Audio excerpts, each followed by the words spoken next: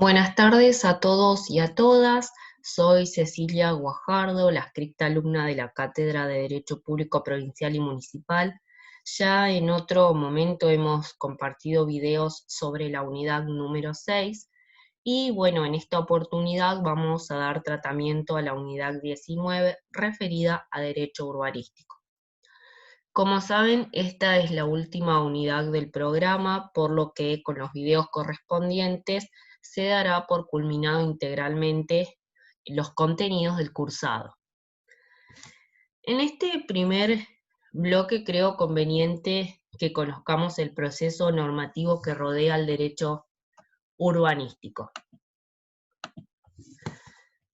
Nuestro derecho urbanístico tiene su origen remoto en las denominadas leyes de Indias, es decir, en la legislación que era promulgada por la monarquía española para regir en los territorios americanos colonizados. Estas leyes lo que establecieron es un régimen regulatorio de los actos conducentes a la creación de las ciudades hispanoamericanas o a la distribución de las tierras conquistadas. Y lo que hay que tener en cuenta es que estuvo vigente este régimen hasta la fundación de las ciudades producto de la organización nacional. La legislación posterior, que fue aplicable a la mayoría de los pueblos fundados a partir de la conquista del desierto en la segunda mitad del siglo XIX, siguió estas pautas de colonización española en la cual la plaza era el centro desde el que se concebían las posibilidades de crecimiento. Esto era una expresión, sí, jurídica de planificación, pero también era una significación política, social y religiosa que partía del hecho de la convivencia social, porque la plaza era el verdadero punto de encuentro comunitario. Como vemos en esta imagen que estoy señalando, el cuadrado central era la denominada, por ejemplo, Plaza Mayor, desde la cual se iba diseñando toda la ciudad en las cuadrículas amanzanadas. Es decir que esta legislación urbana posterior a la segunda mitad del siglo XIX siguió estas pautas de colonización española, caracterizadas por las cuadrículas amanzanadas y las plazas centrales que conforman o conformaban el ejido urbanizado y concéntricamente las zonas de quintas o chacras.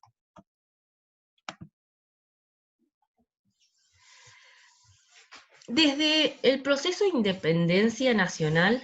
lo que surgen son dos vertientes en el proceso normativo del urbanismo. Por un lado, la legislación provincial, que tenía por objetivo extender la ocupación territorial sustrayendo tierras al dominio indígena y así poder crear nuevas ciudades sin mayores restricciones, por lo que había una amplia libertad en la transformación del suelo rural a urbano, y por otro, la legislación municipal abocada únicamente a la edificación en lo que hace a sus aspectos de seguridad, higiene u ornamentales. Lo que debe considerarse es que en los siglos XIX y el siglo XX se ha manifestado a nivel mundial un proceso de aumento de la población urbana que, junto con el desarrollo industrial, trajeron como resultado la complejización del proceso de urbanización. Y a este proceso nuestro país no escapa. Este proceso de urbanización entonces se torna de gran complejidad en sí porque va a suponer un cambio de valores y de cultura, porque se van generando nuevas actividades, producciones, servicios que van a derivar en transformaciones socioeconómicas de la población. En sí, en la Argentina, este proceso de concentración urbana se originó por las profundas disparidades sociales y económicas que había o que existían entre las regiones. Por ejemplo, en las que podemos mencionar el hecho de la empobrecida situación de los trabajadores rurales frente a los latifundistas.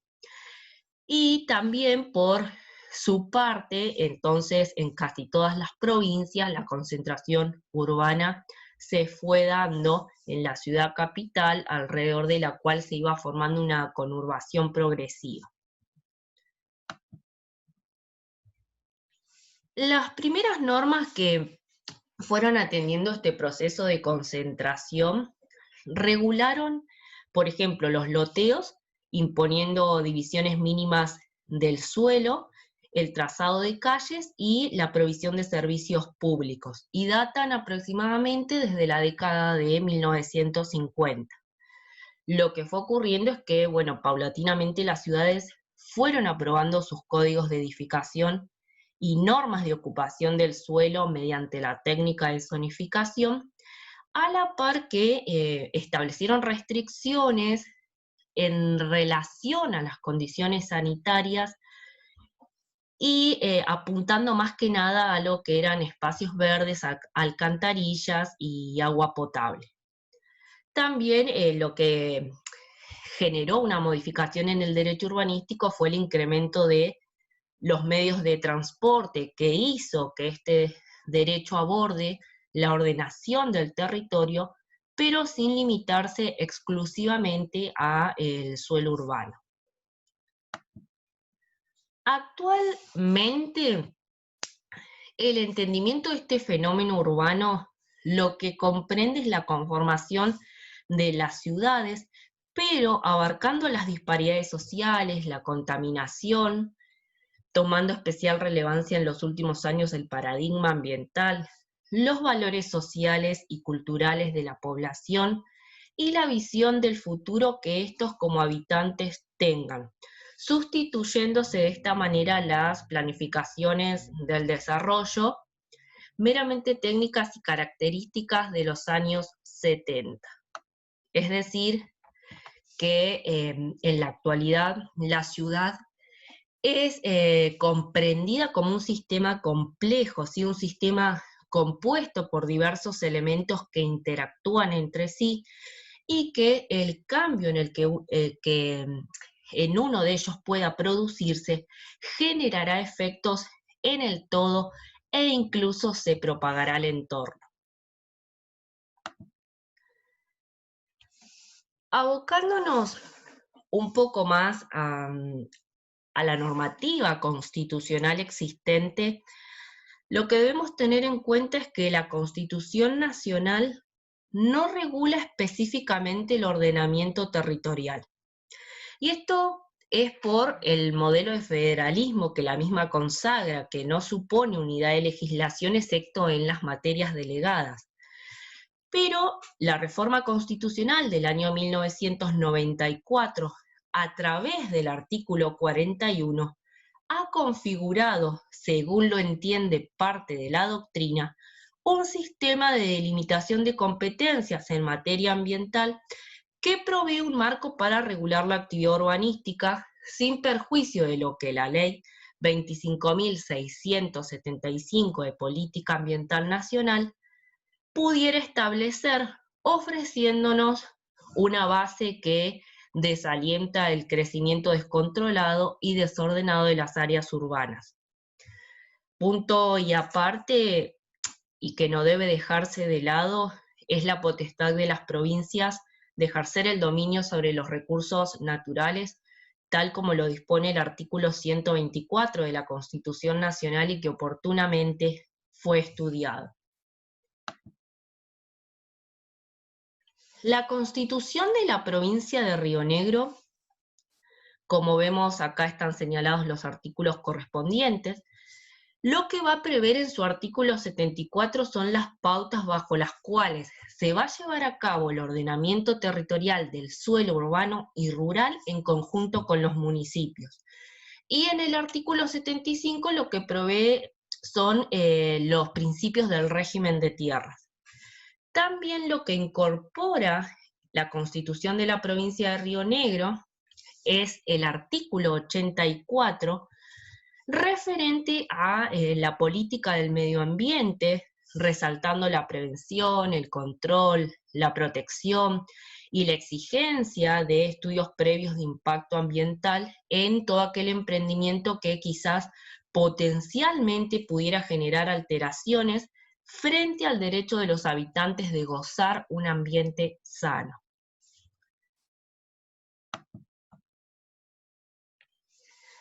La competencia en materia urbanística que tiene el municipio viene dada por los artículos 5, 75 inciso 30, 121, 123 y 124 de la Constitución Nacional y, por supuesto, por lo que dispongan las respectivas constituciones provinciales. En la Constitución de la provincia de Río Negro, en el apartado dedicado al poder municipal, podemos encontrar definiciones de competencia urbanística en el artículo 229, más puntualmente en su inciso 12. Y lo propio hace obviamente la Constitución de la provincia del Neuquén en su artículo 273 al fijar las atribuciones comunes a todos los municipios. En este caso yo tomé como ejemplo la Carta Orgánica de la ciudad de Villa Regina, que es la ciudad en la que vivo, ¿sí? Que en su artículo 32, correspondiente a las atribuciones y deberes del Consejo Deliberante, en su apartado B, hace referencia al régimen urbanístico, al planeamiento, las obras y viviendas. Por ahí sería bueno que ustedes pudieran incluso tomar la Carta Orgánica de su ciudad para ir familiarizándose con el contenido e incluso poder realizar algún tipo de acotación o crítica a su articulado. Ya para finalizar este primer bloque, esta primera parte referida al proceso normativo del derecho urbanístico, es necesario conocer brevemente dos posturas doctrinarias que surgen en torno a la consideración de los planes urbanísticos como normas jurídicas y el origen de la competencia en su dictado. Tenemos una primera posición sostenida por Edgardo Scotti, que considera que la normativa urbanística en su naturaleza es esencialmente general y que en realidad es un régimen que no está destinado a regir directamente conductas particulares, sino que más bien está dirigido a los gobiernos locales o municipales para enmarcar sus facultades al sancionar los planes urbanísticos respectivos. Nada impide entonces, dice esta postura, el dictado de leyes nacionales bajo lo que los españoles han solido denominar estándares mínimos urbanísticos. Por lo que en este aspecto podríamos decir que es válidamente admisible, pese a que la Constitución, como vimos hace unos instantes, no contiene normas específicas de ordenación territorial, bajo el imperio del artículo 41 de la Constitución Nacional, señalar que le incumbe a la nación establecer pautas o presupuestos mínimos, elaborando y sancionando planes de ocupación y desarrollo del territorio, más allá de lo que localmente se pudiera determinar. Por otra parte, tenemos otra postura que es sostenida por nuestro titular de cátedra, el doctor Hugo Prieto, y también por el doctor Rosati, que señala que la planificación territorial y urbanística en general corresponden propiamente a los municipios sin estar delimitada por el marco de presupuestos mínimos que se pudieran establecer a la luz del artículo 41 de la Constitución Nacional. Y ello porque en caso de adherir a lo contrario, se estaría avalando la intromisión de la nación en materia específicamente local, avasallando el federalismo, la autonomía naciente del artículo 123 de la Constitución Nacional y el artículo 75, inciso 30 de la Constitución Nacional, que refiere a los poderes de policía e imposición municipal. Es decir, esta postura lo que reivindica es al municipio, tal como textualmente dice Rosati, como la entidad más cercana al hombre, ¿Y por qué? Porque el municipio es aquel que podemos decir que mejor conoce las modalidades de convivencia vecinal, las carencias y potencialidades del territorio y todos los problemas que puedan darse en torno a la infraestructura, servicios públicos y las obras. Por lo que se concluye que la planificación urbana, tal como es concebida en la actualidad como un proceso de comprensión de las necesidades humanas, de determinación y formación de la futura política pública, es el municipio